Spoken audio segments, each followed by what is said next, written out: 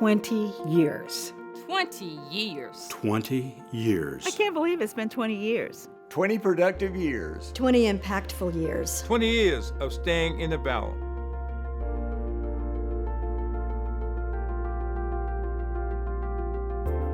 I remember the first moment we met, and it wasn't in an office. It was in the 930 Blues Club when the first group got together just to talk about the idea. Isaac Byrd owned the Blues Club. I always wanted to come back to Mississippi, but I didn't come to Mississippi for money.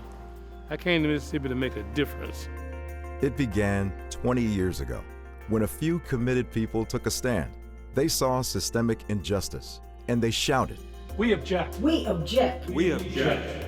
and those determined individuals backed up their objection with a plan.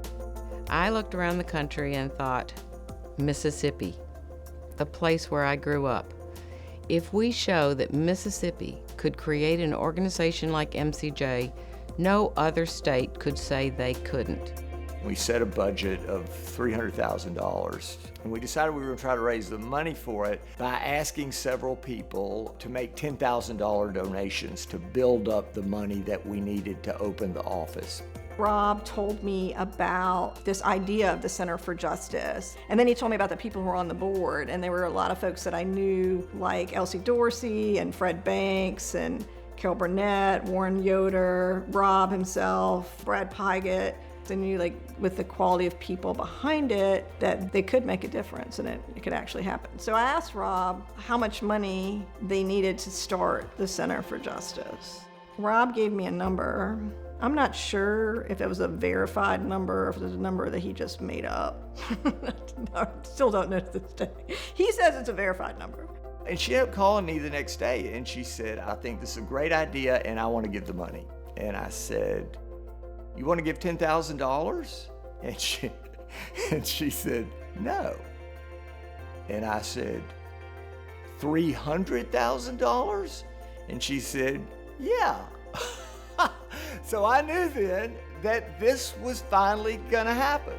My career has been representing people who are facing the death penalty. So most of the people that I deal with are in, like, the worst possible place that they can be in the criminal justice system. And usually they are there because of poverty, lack of education, mental illness.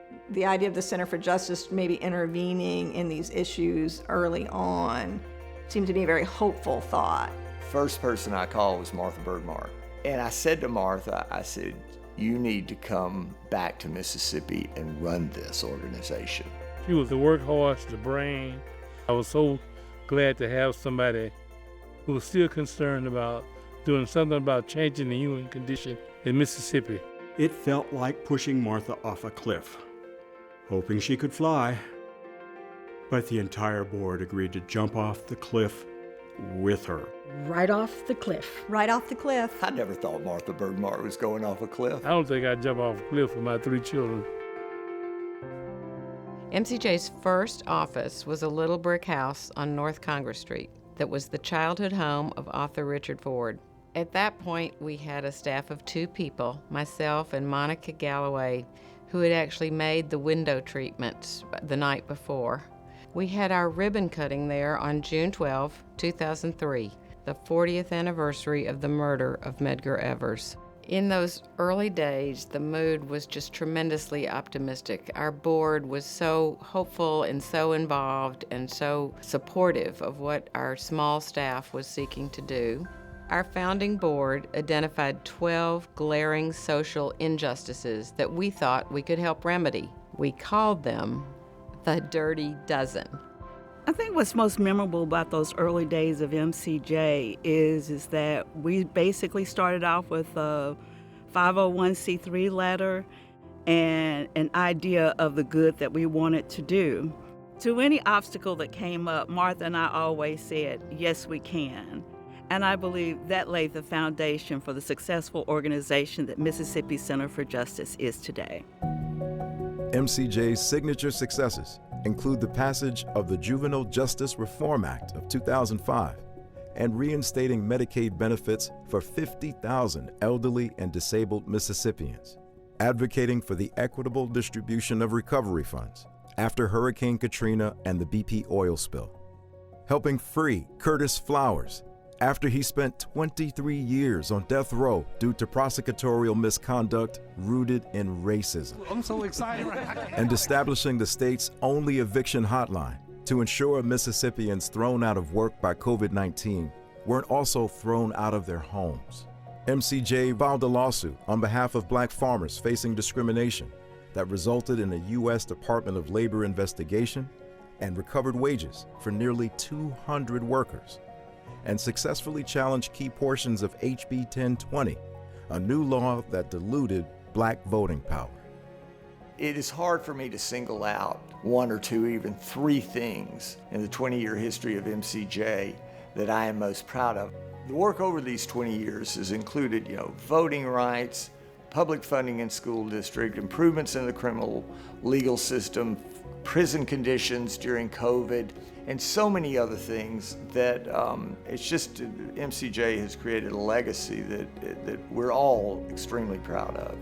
Dr. Elsie Dorsey was a fierce black woman of the Delta. From there, she joined the civil rights movement, and she made a difference in Mississippi. And that is what she hoped would be the legacy, her legacy, in co-founding Mississippi Center for Justice. She envisioned that it would work in the way that she had worked in Mississippi. Multiple issues, understanding and working with local people, multiple strategies, and that's what she hoped MCJ would become. I think what we stand for is the single legal, social, most significant organization and force in Mississippi to address problems and injustice. I think what we do is fill the void of what needs to be done. And I can't think of a better, larger philosophical approach and meaning to Mississippi Center for Justice. I have been really impressed, particularly over the last couple of years, to see them take on the kind of challenges that no one else would bother with, the hard cases, to take on cases that they know that they may actually lose, but just needs attention, to signal to the state that we will no longer allow this to happen. But when you start taking on cases that you know you may actually lose, well, that's when you know people are doing it for the right reasons. Some of those original Dirty Dozen are still just as dirty, and MCJ is fighting inequity in new areas. Inequities in healthcare. I've got 2 words for you: Medicaid expansion.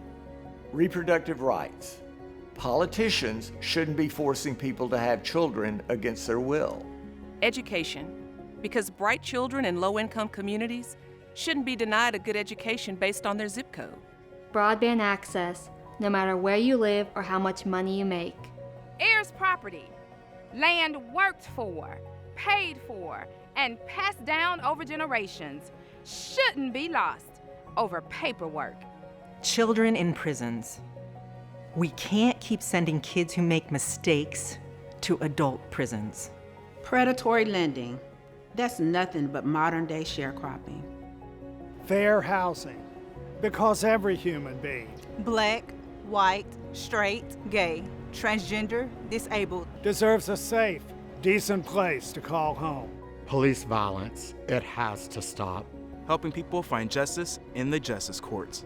Discrimination against people who are living with HIV. Expungement.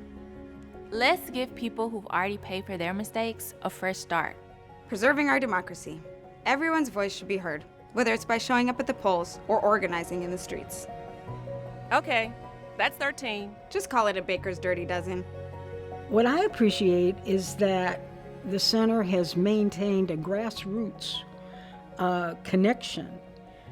So giving it the credibility, not only with the legislature or the governor or the courts, but more important to the people.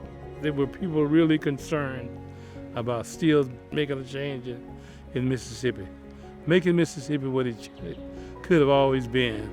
We believed in the cause of equal justice, we believed in the cause of fair treatment, and we believed that the rule of law ought to support those things. And every now and again, not nearly often enough, it happened. You have to look at something beyond yourself, beyond your family, beyond your friends, and you have to look at something for the greater good. And Mississippi Center for Justice's work is for the greater good. I'm really embarrassed that we gave so little and gotten so much out of it from a personal satisfaction standpoint. You know, in Mississippi, as well as the rest of the country, but here in Mississippi especially, there's a constant rotation of rights. You gain rights, you lose rights, and I guess it's going to be that way for a while. So there'll always be a place for the Center for Justice. We were a part of something that was so large and did so much great work. And I always want to be a part of MCJ, proud of it. My greatest happiness about this 20th anniversary and my sense of pride and accomplishment for MCJ is that we've been able to build long-term capacity. We are still here, still fighting the good fight. It's always been a challenge, and we've had our ups and downs. But I think that goes well with our kick-ass attitude about what needs to happen in Mississippi. I really feel like MCJ is where it needs to be, that I did my job, and I'm delighted to see others carrying on the work. And I believe as long as there is a Mississippi, there's going to be a need for the Mississippi Center for Justice. This house was once a home on a street that time and circumstances have since turned into a street full of businesses and professional entities. But this house, this new Mississippi Center for Justice, is once again going to embrace the philosophy of home.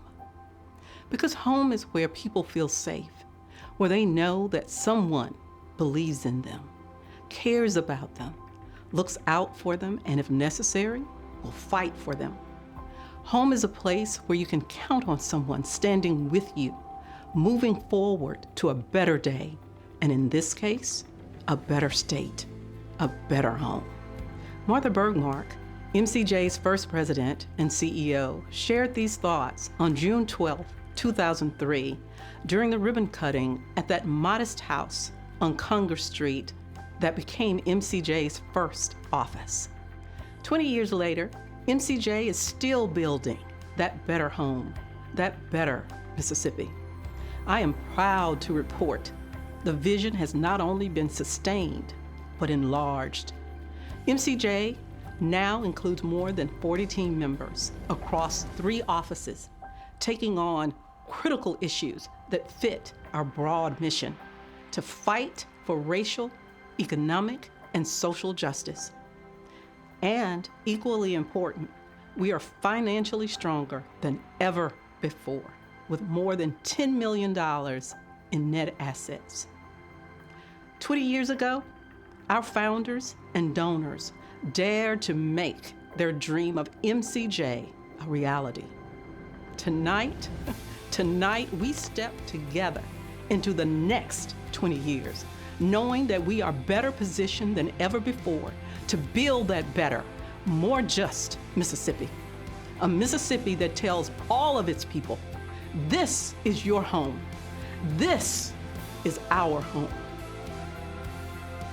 Happy anniversary, Mississippi Center for Justice. May you have 20 more years of winning and success.